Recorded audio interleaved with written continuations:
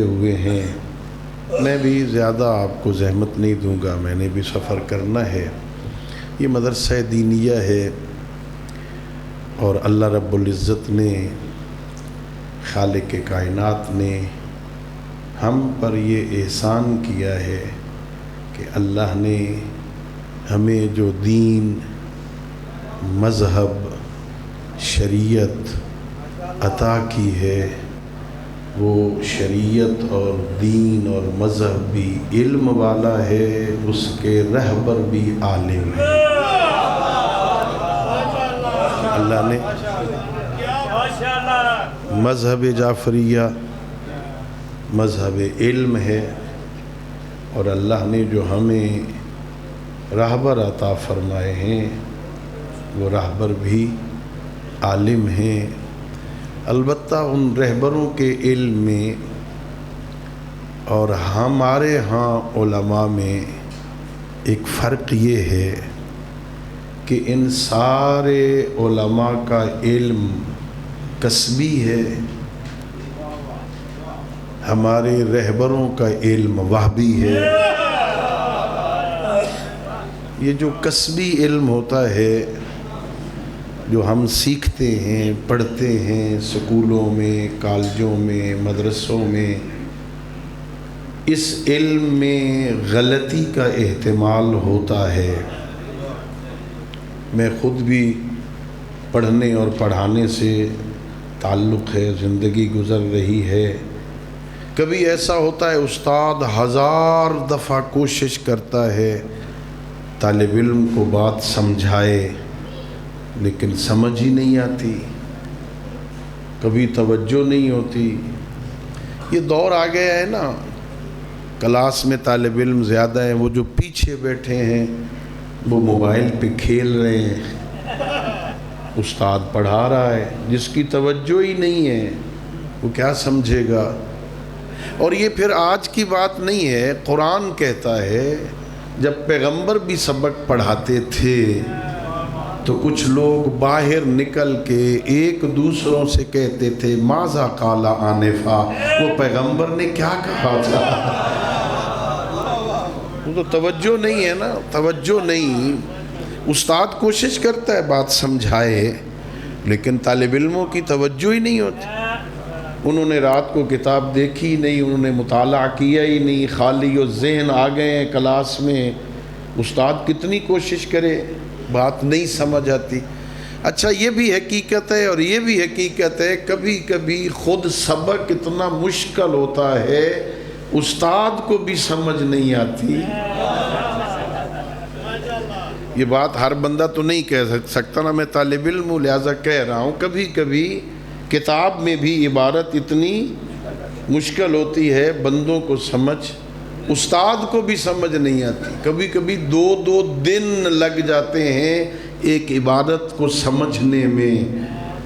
اب سمجھ نہیں آئی، کلاس آ گئی ہے، یا تو اتنی اخلاقی جرأت ہو کہ بیٹا آج نہیں کل پڑھیں گے، مجھے بھی سمجھ نہیں آئی۔ یہ تو جرأت ہے نہیں، پھر جو کچھ ہے وہ بیان کرنا ہے۔ جو خود کو سمجھ نہیں آئی اگلے کو کیا سمجھائے گا۔ یہ ہے کسبی علم۔ کسبی علم میں کبھی پڑھنے والے کو سمجھ نہیں آتی، کبھی پڑھانے والے کو سمجھ نہیں آتی، لہذا غلطی کا احتمال ہے۔ اور جہاں علم وہبی ہوتا ہے نا، وہاں نہ پڑھانے والے میں غلطی کا احتمال ہے، نہ پڑھنے والے میں غلطی کا احتمال۔ وہاں کوئی غلطی کا احتمال نہیں ہو سکتا۔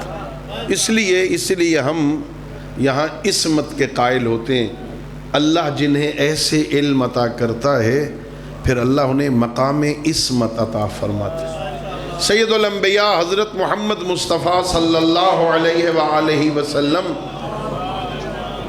پیغمبر گرامی اسلام جو مکہ میں تشریف لائے اور پھر مدینہ میں اس دین کی تبلیغ فرمائی، اللہ رب العزت نے سید الانبیاء کو بھی معلم بنا کے بھیجا تھا۔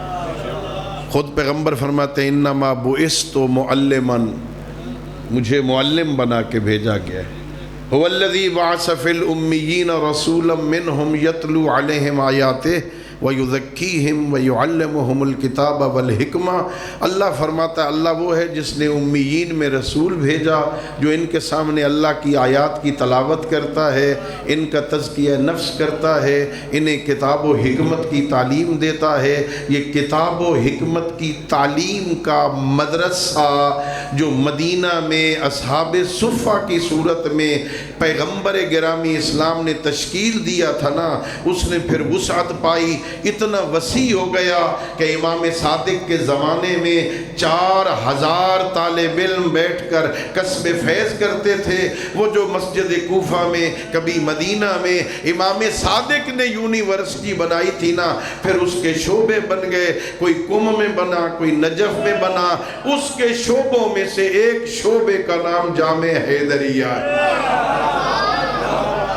یہ اس شعبوں میں سے ایک شعبہ، اس کی ایک شاخ چھوٹی ہو یا بڑی ہو، جب اس شجر سے وابستہ رہتی ہے نا تو اس شاخ کی قدر رہتی ہے۔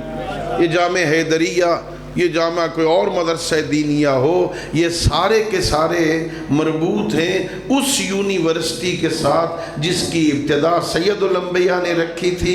پھر امام باقر اور امام صادق علیہ السلام کو مہلت ملی، فرصت ملی، دشمن اقتدار کے چکر میں تھا، وہ حکومتیں حاصل کرنے اور حکومتیں بچانے کے چکر میں تھے۔ بنی امیہ کی حکومت ختم ہو رہی تھی، بنی عباس اپنی حکومت بنانا چاہتے تھے، یہ حکمران آپس میں لڑ رہے تھے، کسی کو حکومت جانے کا خطرہ تھا، کوئی حکومت لینے کے چکر میں تھے۔ یہی دور جیسے آج سمجھ نہیں آ رہا آپ کو، کوئی حکومت گرانے کے چکر میں ہے، کوئی حکومت بچانے کے چکر میں ہے، حکمران ادھر مصروف رہے۔ اس فرصت سے استفادہ کر کے میرے دونوں اماموں نے گھر گھر محمد کی شریعت کو پہنچا دیا۔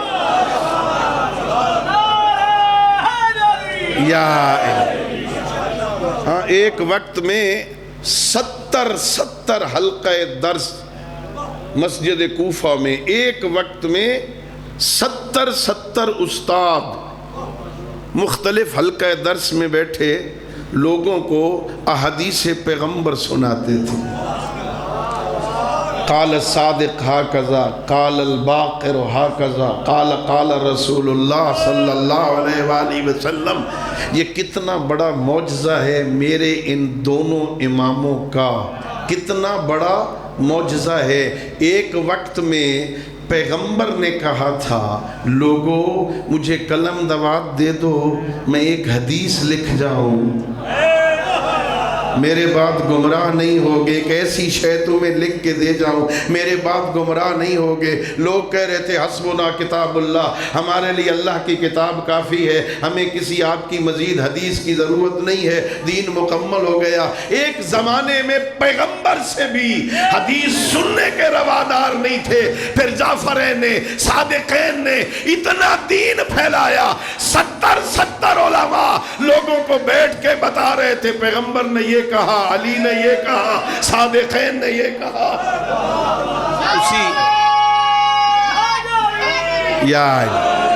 انہی مدارس کی شاخ یہ ہے جو ہمارے علاقوں میں چھوٹے چھوٹے مدرسے موجود ہیں نا، یہ انہی کی شاخیں ہیں۔ وہیں سے علم پھیلتا ہوا اس سمندر سے دریاؤں میں، بڑے بڑے دریا تھے علم کے نا، ان سمندروں کے پہلو میں کوئی ابان ابن تغلب تھا، کوئی محمد ابن مسلم تھا، ہاں کوئی یونس تھا، کوئی 6 بڑے بڑے زرارہ، اللہ بڑے بڑے علماء پیدا کیے میرے اماموں نے نا۔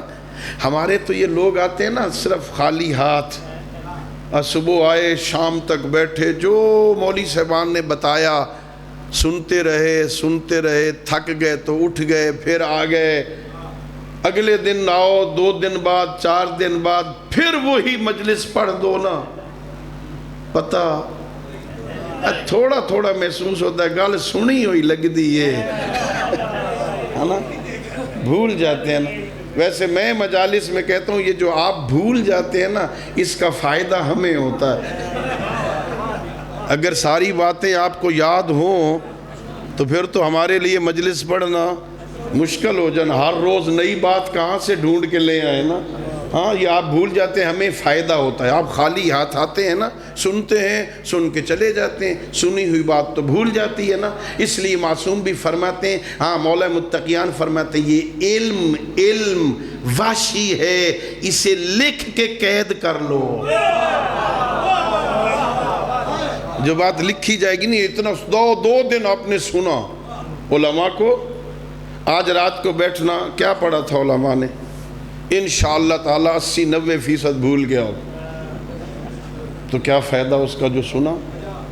وہ جو زرارہ آتے تھے نا، وہ جو محمد ابن مسلم صبح امام کی خدمت میں آ کے بیٹھتے تھے نا، رجسٹر ساتھ ہوتا تھا، کوئی ایسا درس نہیں ہوتا تھا یہ بیٹھے مولا ان کو منطق پڑھا رہے ہیں، ان کو فلسفہ پڑھا رہے ہیں، ان کو اصول فقہ پڑھا رہے ہیں، ان کو فقہ پڑھا رہے ہیں۔ میرے امام آ کے مسند علم پہ بیٹھ جاتے تھے نا، جو کوئی آتا تھا جس قسم کا مسئلہ پوچھتا تھا مولا انہیں ان کی زبان میں سمجھاتے تھے۔